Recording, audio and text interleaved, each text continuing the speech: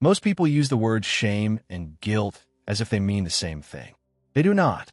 And the difference between them is not a matter of degree or intensity. It is a matter of direction, and that direction determines almost everything about what happens next. Researchers who have spent decades studying these two emotions have found that they activate different neural pathways, produce opposite behavioral responses, and have radically different effects on mental health, relationships, and the capacity to change. One of them makes you a better person. The other quietly destroys you. And most people cannot tell which one they are feeling. Guilt says, I did something bad. Shame says, I am something bad. That distinction sounds simple, but its consequences ripple through every area of human psychology. When you feel guilty about a behavior, the focus of your attention is the behavior itself. What you did, who was affected, what could be repaired. The self is still intact. It is a person who made a mistake, which means it is also a person who can do something different. When you feel shame, the focus of attention shifts from what you did to what you are. The mistake is no longer evidence of a behavior. It is evidence of a character. And when a person believes their character is fundamentally flawed, the options that remain are not growth or repair. They are hiding, collapsing, or attacking. Psychologist June Price Tangney spent over 2 decades mapping these two emotions across thousands of research participants. Her findings are striking. People prone to guilt, what she calls guilt proneness, show higher levels of empathy, take more responsibility for their actions, are more willing to make amends, and demonstrate greater psychological resilience over time. People prone to shame show a very different profile. Higher rates of depression and anxiety, greater tendency toward anger and aggression, more avoidance of the people they have wronged, and a lower likelihood of actually changing the behavior that caused the shame in the first place. This last finding is counterintuitive and important. Shame, which feels so much more severe than guilt, is actually less motivating for change. The intensity of the feeling does not translate into action. It translates into paralysis, concealment, or deflection. To understand why, you have to understand what the brain is trying to do when it generates shame. From an evolutionary perspective, shame is a social alarm. It evolved in the context of small groups where expulsion meant death. When a behavior risked your standing in the group, the shame response triggered a rapid, full-body response. The urge to shrink, to disappear, to avoid being seen. This is why shame is accompanied by a characteristic physical posture. The dropped gaze, the hunched shoulders, the collapsed chest. The body is performing submission, signaling that it knows it has violated something.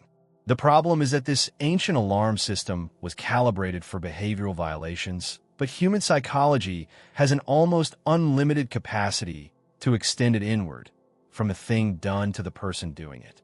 Brené Brown, whose research on shame and vulnerability has reached a vast popular audience, describes shame as the intensely painful feeling or experience of believing that we are flawed and therefore unworthy of love and belonging. What makes this definition clinically important is the word unworthy. Shame is not simply the belief that you did something wrong. It is the belief that the wrongness is permanent and essential, that it disqualifies you from connection itself. And the strategies people use to manage that feeling, the behaviors that shame produces, are almost universally counterproductive. Withdrawal keeps people away from the very relationships that would provide connection and recovery.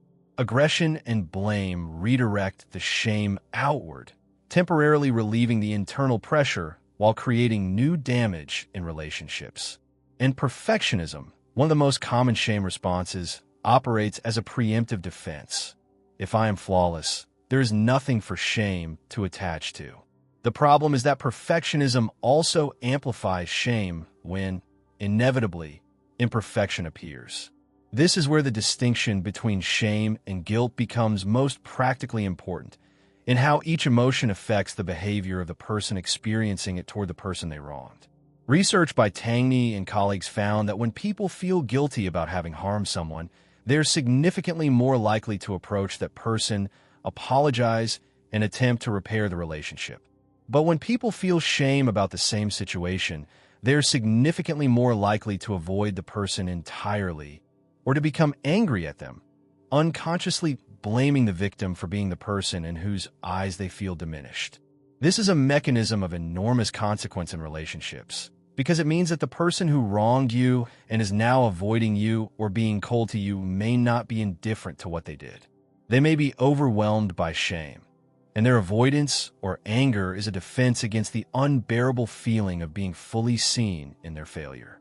Understanding the difference between these two emotions has direct implications for how you relate to yourself after a mistake. The critical question is never how bad you feel. It is where you locate the badness. If you can hold the failure as an action, something you did that fell short of your values, then the path forward remains open. Guilt is a signal that points toward the wound, toward what needs attention, repair, or change. If you allow the failure to define what you are, the path closes. There is nothing productive you can do with the belief that you are fundamentally inadequate, because that belief does not point toward anything fixable. It just confirms itself and compounds over time. Researchers have found that the internal language of shame is remarkably consistent across people. It tends to use the verb to be rather than the verb to do. I'm stupid rather than I did something careless. I am a failure rather than I failed at this. I am unlovable rather than I behaved in a way that damaged this relationship. These linguistic patterns are not just descriptions. They're architectures of belief that the brain builds over time and eventually treats as fixed features of reality rather than assessments that could be revised. The practical shift that research consistently supports is what Kristin Neff, a psychologist at the University of Texas, calls self-compassion, not as sentimentality or self-indulgence, but as a specific cognitive reorientation. When you make a mistake, can you relate to yourself the way you would relate to a close friend who made the same mistake? Not minimizing what happened, not excusing the harm, but also not collapsing the entire person into the event. The behavior was wrong. You're a person who did something wrong. Those two statements contain the same information, but inhabit completely different psychological territories. The first one leaves room for agency, repair, and growth. The second one builds a cage. Subscribe if you want to keep going deeper. Every week, this channel goes one level further into the psychology, shaping how you feel about yourself and everyone around you.